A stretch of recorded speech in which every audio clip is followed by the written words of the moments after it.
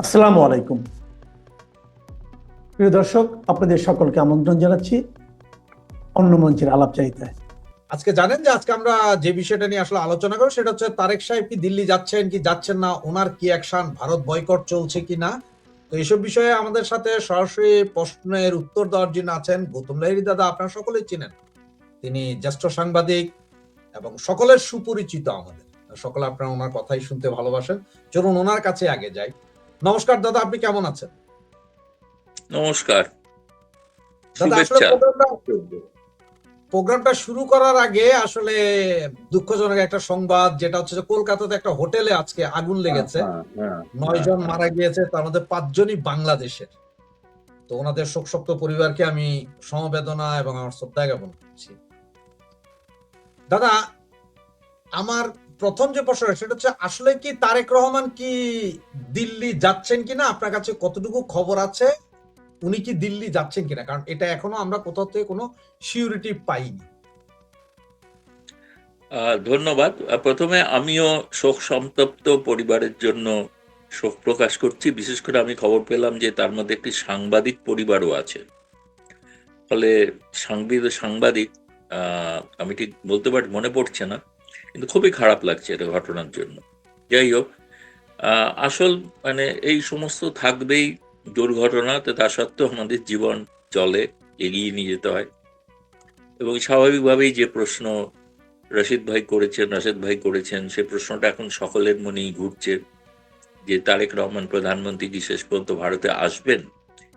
একটা প্রধানমন্ত্রী পরপর দুটি আমন্ত্রণ পেয়েছে। তিনি প্রথম যখন প্রধানমন্ত্রী হন তিনি তখন প্রধানমন্ত্রী নরেন্দ্র মোদীর আমন্ত্রণ পেয়েছিলেন, এবং যেটা দ্বিপাক্ষিক সফরের জন্য। আর দ্বিতীয়ত তাকে আবার, যেহেতু সেপ্টেম্বরের 12-13-তে দিল্লিতে ব্রিক্স শিখর সম্মেলন অনুষ্ঠিত হচ্ছে, সেই জন্য বিমস্টেকের সভাপতি হিসেবেও তাকে আমন্ত্রণ জানিয়েছেন নরেন্দ্র মোদী। তিনি ব্রিক্সের এই মুহূর্তে সভাপতি, সেই কারণে অন্যান্য অনেক বহুদেশীয় মঞ্চকেও আহ্বান জানানো হয়েছে বিমস্টেক ছাড়াও, যেমন আসিয়ান, ইউরোপিয়ান ইউনিয়ন, তেমনি জিসিসি বলা হয়, এই সমস্ত তাদেরকেও আমন্ত্রণ জানানো হয়েছে। ফলে এরা সকলেই প্রায় আসছেন। একমাত্র বিমস্টেকের সভাপতি তারেক রহমান আসবেন কিনা এটা এখনো নিশ্চিত নয়, এখনো তারা জানাননি, কোনো খবরই জানান। মাঝখানে একটা খবর চলছিল যে তিনি হয়তো আগস্ট মাসের শেষ সপ্তাহে আসতে পারেন, কারণ এই সময়টা প্রধানমন্ত্রী নরেন্দ্র মোদী তাকে বলেছিলেন তার জন্য সময় রাখবেন। কিন্তু বাংলাদেশের পররাষ্ট্র মন্ত্রণালয় গত রবিবার যে প্রকাশ্য যে বিবৃতি দিয়েছেন বাংলা এবং ইংরেজিতে, তাতে অত্যন্ত কঠিন ভাষায় তারা শর্ত আরোপ করেছেন। কোনো দ্বিপাক্ষিক সফরের আগে এই ধরনের কোনো শর্ত আরোপ করার ঘটনা আগে কখনো ঘটেনি। এরকম কেউ জানেন না যে আমি এই কারণে দ্বিপাক্ষিক সফর করব, আপনি যদি এইটা করেন। এরা হয় না, কারণ সেই বিষয়গুলো কি, যে বিষয়গুলো বলেছেন সেই বিষয়গুলো তিনি যখন নরেন্দ্র মোদীর সঙ্গে সাক্ষাৎ করবে তখন সেখানেই বলতে পারতেন, সেই টেবিলেই আলোচনা হতে পারে। কিন্তু আগাম বলে দেওয়া হচ্ছে যে এজেন্ডাও কিন্তু দ্বিপাক্ষিক বৈঠকে ঠিক হয় না, উভয় পক্ষের আলোচনার ভিত্তিতে। বাংলাদেশের পররাষ্ট্র মন্ত্রণালয় বলছেন যে আমরা কিন্তু গত কয়েক সপ্তাহ ধরে আলোচনা চালাচ্ছি। তা আলোচনা চালানোর পর তাদের 5ই আগস্ট এমন একটা ঘটনা ঘটল, এটাও বিশ্বের নজিরবিহীন, যে একটা প্রেস কনফারেন্সের কারণে তারা ভিজিট মনে করছেন যে তাদের অনুকূল পরিবেশ নেই। একটা প্রেস কনফারেন্স কার? সাবেক প্রধানমন্ত্রী শেখ হাসিনা। তিনি কি বলেছেন? রাজনীতি বলেননি, তিনি বলেছেন আমি ডিসেম্বরে ফিরব, আমার দেশে আমি ফিরতে চাই এবং মানুষের দুঃখ কষ্টের পাশে গিয়ে দাঁড়াতে চাই। সেটা তো একটা মানবিক সংগঠন, যে কোনো সংগঠন যে কাজ করেন, মানুষ দুস্থ বা নিপীড়িত হলে তার পাশে গিয়ে দাঁড়ায়, সেরকম শেখ হাসিনা পাশে দাঁড়াতে হয়। কিন্তু রাজনীতিতে প্রধানমন্ত্রী হওয়ার জন্য যাচ্ছেন বলেন, তিনি তারেক রহমান সরকারকে উৎখাত করার জন্য বলেন, বা জনগণের মধ্যে বিদ্রোহ তৈরি করে তাদের তারেক রহমান সরকারের বিরুদ্ধে তিনি কিছু করবেন সেটাও বলেন। অথচ বাংলাদেশ সবসময় বলে আসছে যে আওয়ামী লীগ বলে কিছু আর নেই, তারা অপ্রাসঙ্গিক হয়ে গেছে রাজনীতি থেকে। যারা অপ্রাসঙ্গিক হয়ে গেল তাদের সকাল থেকে রাত পর্যন্ত তাদের নিয়ে ভাবতে হচ্ছে, এটা অদ্ভুত বিষয়। মুদ্রা উত্তর হচ্ছে যে পরিস্থিতি তারা তৈরি করেছেন, যেটা গতকাল রাতেও দীনেশ ত্রিবেদী বলেছেন, যে অতীতের ঘটনাকে আমি ভুলতে বলছি না, কিন্তু বলছি অতীতকে আঁকড়ে ধরে ভবিষ্যতে এগোনোর পথ বন্ধ করবেন না। আপনার অতীতের যে স্মৃতি বা যা দুঃস্বপ্নের স্মৃতি যাই থাকে থাকুক, সেটা অবশ্যই থাকবেন, সেটা ভুলবেন না, তার প্রতিকার হওয়া উচিত, সেটা অন্য কথা। সেটা একটা দ্বিপাক্ষিক সম্পর্কের ভিত্তি করে ফেলাটা খুবই বেমানান, এবং এই ঘটনা কোথাও ঘটেনি। ফলে এখন যদি বাংলাদেশ সেই তাদের যে শর্ত, সেই শর্ত থেকে তারা যদি ফেরত না আসেন, তাহলে তো তারেক রহমানের পক্ষে আসা মুশকিল, ভারতে আসা মুশকিল। কারণ ভারত তো কালকে, তার আগে শুক্রবার দিন যে সর্বশেষ পররাষ্ট্র মন্ত্রণালয়ের সাপ্তাহিক ব্রিফিং হয়েছে, তাতে এই প্রশ্নের উত্তরে যারা সরাসরি বলে দিয়েছেন 3টি দাবি, 3টি শর্ত একটাও মানছেন না। প্রথম কথা হচ্ছে যে শেখ হাসিনার সাংবাদিক বৈঠক সম্পর্কে তাদের কোনো ভূমিকা নেই। তার আগেও যা বলেছেন তারই পুনরুক্তি করেছেন। শেখ হাসিনা এবং হাদি তথাকথিত হত্যাকারীদের ফেরত পাওয়ার বিষয়, এ ব্যাপারেও ভারতের তাদের যে পূর্ব ঘোষিত যে নীতি, সেইটারই তিনি পুনর্ব্যক্ত করেছেন। কিন্তু এর সঙ্গে এবার একটা কথা যোগ করেছেন, সেই যোগটা কিন্তু নতুনত্ব আছে। সেই যোগটা হচ্ছে যে আমরা সম্পর্ক গড়তে চাই ইতিবাচক, প্রোগ্রেসিভ, সবই ঠিক আছে, পারস্পরিক অভিন্ন স্বার্থে, কিন্তু সেটা রেসিপ্রোসিটি থাকতে হবে। রেসিপ্রোসিটি মানে হচ্ছে আপনি যা করবেন তার পাল্টা আপনাকে শুনতে হবে। ফলে এটা পোলাইটলি কূটনৈতিক পরিভাষার আড়ালে এমন একটা প্রচ্ছন্ন, এমন একটা কথা বলা হয়েছে যে আপনি একতরফা বলে যাবেন আর আমি একতরফা শুনবো, এটা নয়। আপনি যেমনটি করবেন, সোজা কথাই হচ্ছে যেমন কর্ম করবেন তেমন ফল ভোগ করবেন। তার অনেক রকম ইন্টারপ্রিটেশন হচ্ছে যে তাহলে কি ভারত কি ডিজেল, বিদ্যুৎ সাপ্লাই এগুলো সব বন্ধ করে দেবে? না, এরকম কিছু কথা নেই, এরকম কোনো কথা হয়নি। কিন্তু এই রেসিপ্রোসিটির কথাটা কিন্তু খুব বাংলাদেশে অনেকেও কিন্তু তার খেয়াল করেছেন। তারাও বলছেন যে ব্যাপারটা কিন্তু নিঃসন্দেহে একটা নতুনত্ব এনেছে দু দেশের সম্পর্কের মধ্যে, যেটা আগে কখনো ভারত বলেনি। রেসিপ্রোসিটির কথা, বা মানে হচ্ছে যে আপনি যেমন করবেন তার প্রতিদানে তেমন পাবেন। বলে এটা একটা চিন্তার বিষয় আছে, বিষয়ে কোনো সন্দেহ নেই। যাই না এরপরে বলে, আমার এই মুহূর্তে মনে হচ্ছে যে আমি প্রধানমন্ত্রী তারেক রহমানের ভারত সফরের কোনো সম্ভাবনা দেখতে পাচ্ছি না। বলুন। তাহলে দাদা 5ই আগস্টের সেই প্রেস কনফারেন্সে কি আসলে তারেক জিয়া না আসার মূল কারণ বলে মনে করছেন আপনি এখন? না, মূল কারণের সঙ্গে তো আরো দুটো কারণ তারা দিয়েছেন, শেখ হাসিনা প্রত্যর্পণ এবং হাদি হত্যাকারীদের প্রত্যর্পণ। এখন কথা হচ্ছে যে এরকম তো নয়, তারা নিয়ম কানুন সবই জানেন, আসলে তারা একটা অজুহাত তৈরি করছেন। অজুহাত তৈরি করছেন মানে কোন একটা অজুহাতে তারা ভারতে আসবেন না, এইটা বলার জন্য এই কারণগুলো দিচ্ছেন। কিন্তু সেই কারণগুলো দেওয়ার কোনো অর্থ হয় না। তার কারণ হচ্ছে যে তারা যদি প্রত্যর্পণ চুক্তিটা পড়ে দেখেন, এবং পড়লে কিন্তু তারা দেখতে পাবেন যে কি ধরনের পদ্ধতিতে প্রত্যর্পণ হয়ে থাকে। সেটা না জেনে বা না জেনে তারা একটা অসম্ভব শর্তকে আরোপ করতে চাইছেন, যেটা মানে সম্ভব নয় করা, ভারতের পক্ষে মানা সম্ভব নয়। ওরা তো হ্যাঁ, বলো। 111 জনকে ফেরত চেয়েছে, শেখ হাসিনা সহ 111 জন। বিএনপি বুঝলাম না। শেখ হাসিনা এবং হাদি হত্যাকারী সহ 111 জনকে প্রত্যাপন করার জন্য বলছেন বিএনপি। না, সেরকম তো আমি শুনিনি কিছু, 111 জন সংখ্যাটা তো শুনিনি। আমি শুনেছি শেখ হাসিনা এবং এবং তার সঙ্গে হচ্ছে যে যারা হাদি হত্যার সঙ্গে অভিযুক্ত তাদের, এই কথাই আমি জানি। মানে তাদের পররাষ্ট্রমন্ত্রীর বিবৃতিতে 111 জনের কথা তো বলা নেই।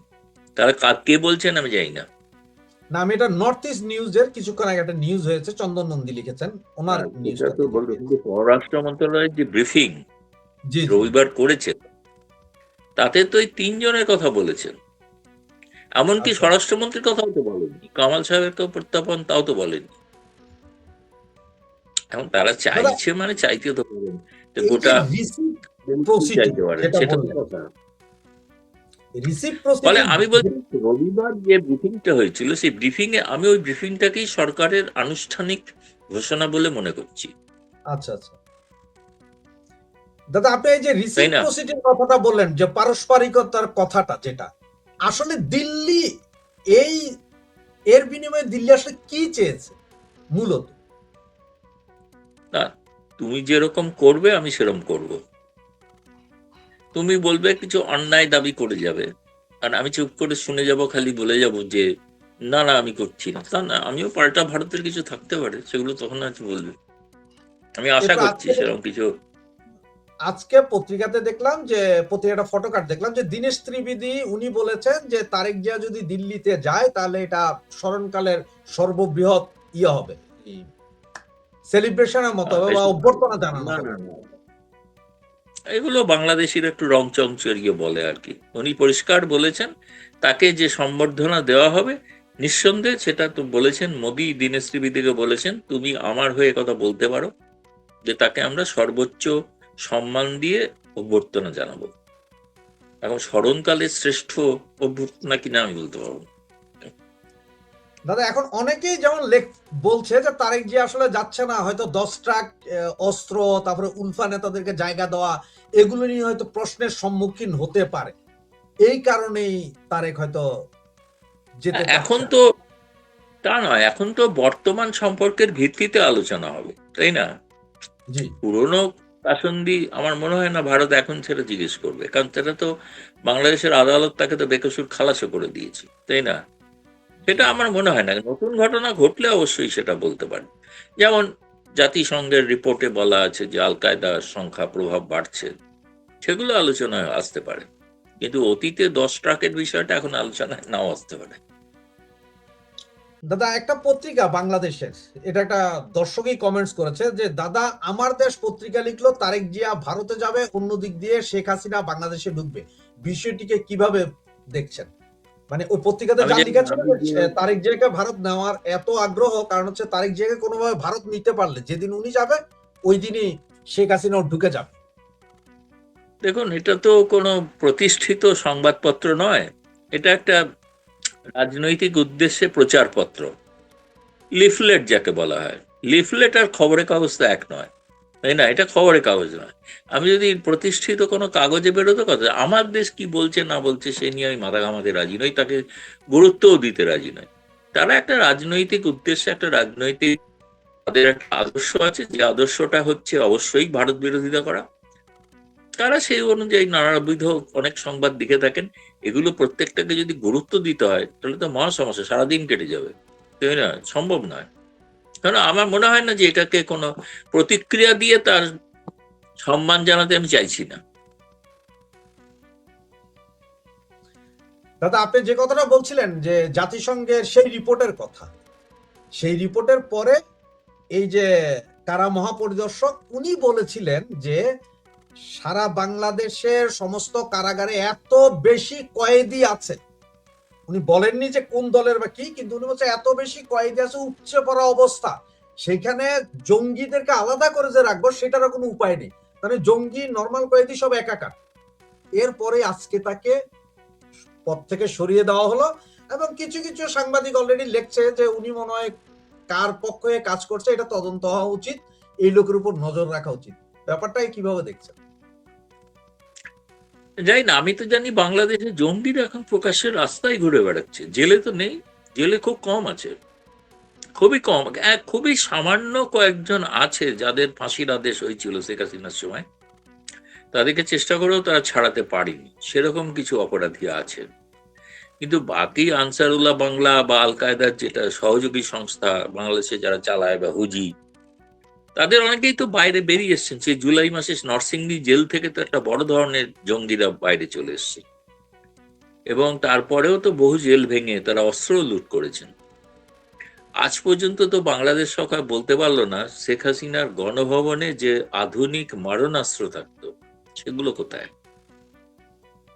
সবাই চোখে দেখেছে যে মুরগি ইত্যাদি এসব নিয়ে যাচ্ছে, লোকে পালিয়ে নিয়ে যাচ্ছে, কিন্তু অস্ত্র ভান্ডারটা যে লুট হয়েছে, সেই অস্ত্র ভান্ডার কি ফিরে এসছে, নাকি সেটা বাংলাদেশের রাস্তায় রাস্তায় দেখা যাচ্ছে, তাই না?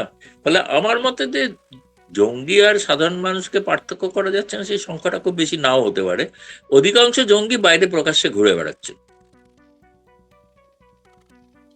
দাদা গণভবনের যেমন আপনি দেখলেন, সাধারণ জনগণ আম পাবলিক দেখলো হাঁস মুরগি তারপরে শাকসবজি, কিন্তু আপনি এজ এ সাংবাদিক আপনি দেখলেন হচ্ছে যে অস্ত্রগুলো। কিন্তু আমি দেখেছি আরো একটা জিনিস, সেটা হচ্ছে এই অস্ত্রগুলো রাখার জন্য যে ক্যাবিনেট গুলো থাকে ওগুলো এক একটা 4.5 টন ওজন। সেখানে প্রায় 13টা ক্যাবিনেটের একটা ক্যাবিনেট পর্যন্ত নেই। 4.5 টন ওজনের ক্যাবিনেট কিন্তু কাঁধে করে নিয়ে পালানো যায় না। এই ক্যাবিনেট না, গুলো সেটা কোথায় ছবি নেই, সেই ছবিগুলো কিন্তু নেই। নেই? মানে সমস্ত ছবিটাকে ইচ্ছাকৃতভাবে ডাইভার্ট করা হয়েছিল যাতে মানুষ ওইগুলো দেখে, মাছ হাঁস, তাদের জামা কাপড়, শেখ হাসিনার জামা কাপড়, এসব নিয়ে লোকে যাচ্ছে। কিন্তু যে মারাত্মক অস্ত্রগুলো কোথায় গেল তাকে বাংলাদেশের সাংবাদিকরাও প্রশ্ন করেনি, তার কোনো উত্তর কোনো স্বরাষ্ট্র উপদেষ্টা বা স্বরাষ্ট্র মন্ত্রী কেউই কিন্তু বলেন। এটা তো একটা প্রশ্ন, তাই না? ফলে এই সেই অস্ত্র ক্যাবিনেট গুলো নিয়ে কাদের হাতে গেল, সেই অস্ত্র কারা সেই অস্ত্র নিয়ে ঘুরছেন, কতটা আর্মি উদ্ধার করতে। একটা সময় তো আসিফ নজরুল বলেছিলেন যে অস্ত্র আর সকলে পাওয়া যাবে না, যারা আছেন তারা যেন ব্যবহার না করে।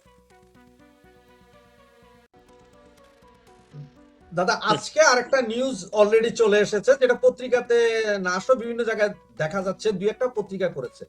সেটা হচ্ছে যে চায়না, জাপান তো নেই, জাপান তো এক সাইড হয়ে গেছে, চায়না সহ বাকি উন্নয়ন সহযোগীদের যারা আছে তারা সবাই এখন অপেক্ষা করছে যে ডিসেম্বর পর্যন্ত আসলে কি হয়, মানে শেখ হাসিনা ফিরে আসে কি আসবে না এগুলো নিয়ে, যার কারণে তারা আর ইনভেস্টমেন্টে আসছে না।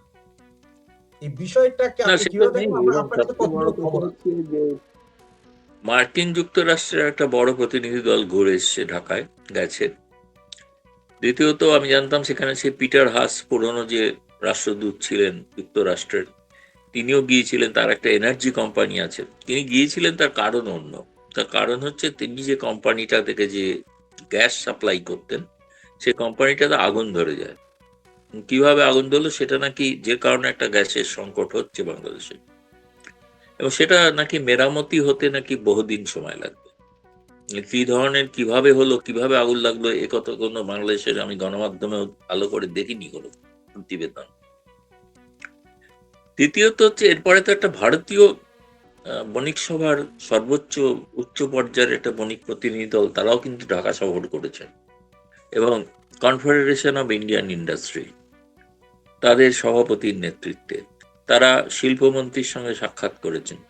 এবং এটাও দেখলাম বাংলাদেশেরই সংবাদ সংস্থার খবর যে বাংলাদেশ সরকার যাতে আমদানি রপ্তানি বাড়ে তার জন্য দুটো টাস্ক ফোর্স তৈরি করছেন, যাতে সেই টাস্ক ফোর্স ঠিক করে কোন ধরনের পণ্য আমদানি রপ্তানি হতে পারে। ফলে এখন লগ্নির কথা কিন্তু, যেটা বলছেন, লগ্নির কথা কিন্তু কোথাও দেখছি না।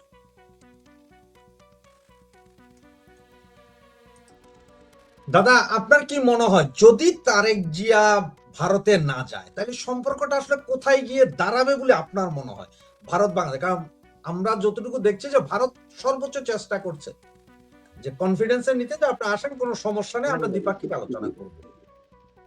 ভারতের তরফ থেকে তো সৌজন্যতা দেখানো হচ্ছে, উদারতা দেখানো হচ্ছে, এবং সেটা সবসময় ভারতের দুর্বলতা বলে তারা ভাবছেন, হয়তো সেটা ভাবতেই পারেন, ভেবে আনন্দ পেতে পারেন যে ভারতের দুর্বলতা। কিন্তু ভারতের নির্ভর হয়ে, ভারত মুখাপেক্ষী হয়ে তো থাকতেই হবে। আপনি তো এখনো বিদ্যুৎ, এখনো জ্বালানির আবেদন করেছেন, বাড়তি জ্বালানি যাতে দেওয়া হয়, তাই না?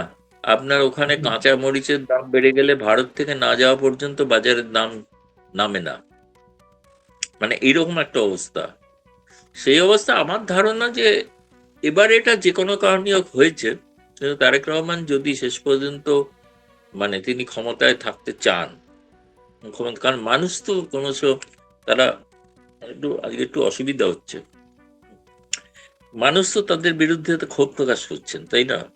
ফলে তাকে ভারতের সাহায্য নিতেই হবে। ফলে আমার মনে হয় আজ না হলেও কোনো এক সময় তাকে আসতেই হবে ভারতের, সময়টা তো ঠিক। কিন্তু এখন তো আমরা যতটুকু শুনছি 22, 23, 24 3 দিন সময় আছে নরেন্দ্র মোদীর হাতে, এরপর উনি চলে যাবেন, আজকে চলে 19। আপনাকে মনে হয় যে এখনো সময় আছে যে তারেক জিয়া বলতে পারে যে আমি 21 তারিখ বা 22 তারিখ আসছি? না, তার আগে একটা বড় কারণ যেটা দেখি আমরা, সেটা হচ্ছে প্রধানমন্ত্রী সফরের আগে প্রধানমন্ত্রীর নিরাপত্তা রক্ষীরা অ্যাডভান্স টিম তারা আসে। তাদের কিন্তু আজকে এসে যাওয়া উচিত ছিল যদি তারেক রহমান সফর করেন। তারা যেহেতু আসেননি, ফলে এই মুহূর্তে অদূর ভবিষ্যতে এখন দেখছি না কোনো সফর। হলে খুব অবাক হব, কিন্তু আমার মতে হচ্ছে না কোনো সফর। এই বছরের ভেতরে আর হচ্ছে না। এতে ক্ষতিগ্রস্ত হয়েছে বাংলাদেশি। এই বছরের ভিতরে যদি না হয় সফর, তাহলে আমাদের গঙ্গা চুক্তির কি হবে? গঙ্গা চুক্তি নিয়ে আমি যতদূর জানি, আমাদের ভারত সরকারের পক্ষ থেকে আমি জেনেছি, সেটা হচ্ছে যে কোনো কাজই শুরু হয়নি, কোনো কাজই শুরু হয়নি। বাংলাদেশের পানি মন্ত্রী এখন আবার, আজকেই আমি দেখেছি বাংলাদেশের সংবাদ মাধ্যমে যে তারা নতুন একটা শর্ত আরোপ করতে চাইছে। সেই শর্তটা হলো যে গ্যারান্টি দিতে হবে পানি সরবরাহ। এরকম নয় যে পানি কমে গেল আপনি পানি কম দেবেন, তা নয়। আপনাকে গ্যারান্টি দিতে হবে, যেটা লেখা আছে সেটা দিতেই হবে। সেটা সম্ভব কি সম্ভব না, আজকাল বাংলাদেশ সব ব্যাপারে একটা শর্ত আরোপ করতে চাইছেন। এত শর্ত আরোপের খেলায় নামলে তো মুশকিল। সেই না আগাম পররাষ্ট্র মন্ত্রণালয় বলেছেন যে রেসিপ্রোকাল হবে কিন্তু সম্পর্ক। মানে আপনি যদি একতরফা শর্ত আরোপ করেন, তাহলে ভারতও পাল্টা শর্ত আরোপ করতে পারে, এখনো করেনি। তাহলে এমনও তো হতে পারে দাদা, যে গঙ্গা চুক্তি যদি না হয় বা আপনারা যদি পানি বন্ধ করেন সিন্ধুর মতো, তাহলে তো বাংলাদেশ আন্তর্জাতিক আদালতে চলে যেতে পারে তারেক জিয়া, কারণ চোখে চোখ রেখে কথা বলবে। না, চোখে চোখ যা করি করে করুন, কথা বলুন, কিন্তু পয়েন্ট হচ্ছে যে তিনি কি উদ্যোগ নিয়েছেন চুক্তিটা নবায়ন করার জন্য? তিনি তো কোনো উদ্যোগ নেননি। তিনি, আমি যেটা জানি সেটা হচ্ছে যে ভারত বাংলাদেশের এই গঙ্গা পানি চুক্তির নিয়ম হচ্ছে শুখা মরশুমে পানির বন্টন। শুখা মরশুমটা জানুয়ারি থেকে মে মাস, এবং এটা শুনলে অবাক হতে হয় যে মে মাসের শেষ সপ্তাহে একটা প্রতিনিধি দলকে পাঠিয়েছিল তারেক জিয়া সরকার, যখন প্রায় শুকনো মরশুম শেষ। এরপরে তো বর্ষা, ফলে বর্ষা এখন থেমে না গেলে আর তো পানি মাপা যাবে না, কারণ বর্ষার পানি দিয়ে তো মাপযোগ করা যায় না। ফলে গঙ্গা পানি চুক্তি সত্যি নবায়ন নিয়ে একটা সমস্যা থাকছে। সমস্যা থাকলেও যেটা, দেখুন, শেখ হাসিনার ব্যাপারে তারা যাই খুশি বলুন যে সমস্ত কিছু করে গেছেন, কিন্তু শেখ হাসিনার চুক্তিতে এটাও আছে, যদি কোনো কারণে চুক্তি নবায়ন না হয় তাহলে পুরনো চুক্তিটাই বহাল থাকবে। অর্থাৎ শেখ হাসিনার চুক্তিটাই অনুযায়ী তারেক জিয়াকে বহন করতে হবে। যেমন শেখ হাসিনার সময় তৈরি করা বন্দি প্রত্যর্পণ চুক্তি, সেই চুক্তি ব্যবহার করে তারা শেখ হাসিনাকেই প্রত্যর্পণ করতে বলছে, তাই না? অন্তত শেখ হাসিনা একটা কাজ ভালো করে গেছিলেন, যে সেই কারণে বন্দি প্রত্যর্পণটা চাইতে পারছেন, না হলে তাও হইতো না। আচ্ছা, আমি আজকে বলতে একটু অসুবিধা হচ্ছে আমার, আমি যদি আজকে একটু বিদায় নিই ভালো হয়। ছেড়ে দিচ্ছি, আমি জাস্ট একটা প্রশ্ন করে আপনি কয়েক সেকেন্ডে জবাবটা দেন। শেখ হাসিনার প্রত্যাবর্তন নিয়ে ভারতের হাইকোর্ট বা সুপ্রিম কোর্টে নাকি এটা যাবে, আপনার কি মনে হয় যে কোর্টে গেলে এটাতে কোনো কাজ হবে? না, হাইকোর্ট সুপ্রিম কোর্ট না, আমাদের 1962 সালের একটা প্রত্যর্পণ আইন আছে দেশে, 1962 সালে। তার 10 নম্বর ধারায় বলা আছে, যদি কোনো কোষ পলাতক আসামি সম্পর্কে কোনো তথ্য দেয়, তাহলে সেটা ভারত সরকার প্রথমে একটা ম্যাজিস্ট্রেটের কাছে সে কাগজগুলো পাঠাবে পরীক্ষা নিরীক্ষার জন্য। কিন্তু এই প্রশ্নটা বাংলাদেশের সাংবাদিকদের করা উচিত, বাংলাদেশের সাংবাদিকদেরই আমি বলবো, বাংলাদেশ সরকারকে জিজ্ঞেস করা উচিত, তারা কি ভারত সরকারের কাছে সব কাগজ পাঠিয়েছেন? কাগজই তো পাঠাননি। আইন যেটা বিচার হয়েছে তার রায়ের কপি, কিভাবে হলো বিচার, সবটা তো জানাতে হবে, তবে তো ভারত সরকার সেটা আদালতে যাবে। যতদিন না পাঠাচ্ছেন ততদিন আদালতে যাওয়ার প্রশ্ন নেই। আদালত হচ্ছে ম্যাজিস্ট্রেটের কোর্ট। সেই ম্যাজিস্ট্রেট কোর্ট যদি প্রাইমা ফেসি দেখেন যে এটা আবার হাস্যকর ধরনের, কারণ শেখ হাসিনা যখন এসেছিলেন ভারতে তখন তিনি পলাতক, তখন তার বিরুদ্ধে কোনো একটাও অভিযোগ ছিল না। আপনি তার বিরুদ্ধে যাবতীয় অভিযোগ প্রমাণ করেছেন, 6 মাস লেগেছে আপনার, তাই না? তারপরে যেটা করছেন সেই কাগজগুলো দিন, সে কাগজ তো উনি দেননি, দিলে তারপরে ম্যাজিস্ট্রেটের কাছে। নিয়মটা হচ্ছে, এক্সট্রাডিশন নিয়ম হচ্ছে যেরকম লন্ডনে চলছে, ভারতের যারা পলাতক তাদের কাগজপত্র দিলে তখন ভারত সরকার আদালতে যাবে, এটা নিয়ম। কিন্তু সেই নিয়মটা তো পালিতই হচ্ছে না, কারণ কাগজই তো দেননি। কাগজ দিলে তো ভারত সরকার যাবে আদালতে, হাইকোর্ট সুপ্রিম কোর্ট না। ম্যাজিস্ট্রেটের আদালতেই বিচার হবে, ম্যাজিস্ট্রেট খারিজ করতে পারেন, ম্যাজিস্ট্রেট দেখানিকে মনে করতে পারেন তিনি দোষী, তখন তার গ্রেপ্তারি পরোয়ানা আদেশ হতে পারে, যদি তিনি প্রাইমা ফেসি দোষী সাব্যস্ত হন। কিন্তু সেটা তো হওয়ার কোনো সম্ভাবনাই দেখছি না। কারণ আমার তো মনে হয় বাংলাদেশ সরকার এটা কথার কথা বলে যাচ্ছেন, তারা তো আসলে চাইছেন না। তারা এটাও চাইছেন না যে শেখ হাসিনা প্রবেশ করুক, বন্দী হিসেবেই প্রবেশ করুক, এটাও চাইছেন। শেখ হাসিনা বাংলাদেশে পৌঁছানো মানেই তাদের বিপদ এবং আওয়ামী লীগের পুনর্জন্ম। এনে এসব বাহানা করছেন।